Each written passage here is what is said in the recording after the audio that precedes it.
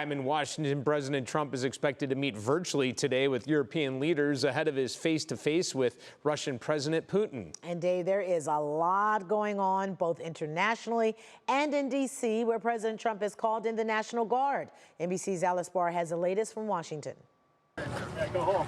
A new site for tourists at some of Washington, D.C.'s most visited landmarks as hundreds of National Guard troops began deployments in the nation's capital overnight, joining D.C. police now under federal control for 30 days on orders from President Trump, who declared a public safety emergency. We are removing as many criminals from the streets, and we are cleaning up D.C. as best as we can. The White House touting 23 arrests Monday night by federal agents from homicide to guns and drugs, also promising to remove homeless encampments and move people to shelters for services or to jail if they refuse. These are pre-existing laws that are already on the books. They have not been enforced.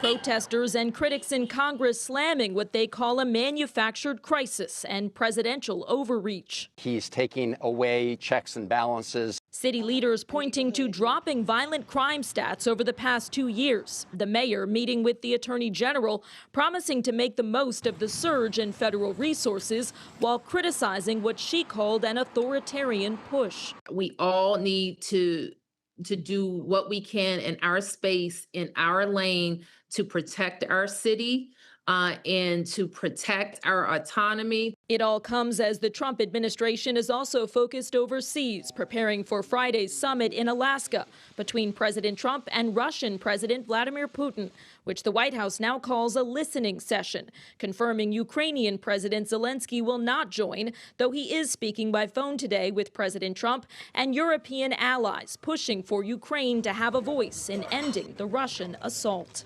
The White House emphasized that it was Putin who asked for the Alaska summit and that President Trump hopes to hold a trilateral meeting, including President Zelenskyy, before long, while the Ukrainian leader said Russia is only stepping up its attacks and that it's impossible to talk about Ukraine without Ukraine. In Washington, Alice Barr, NBC News.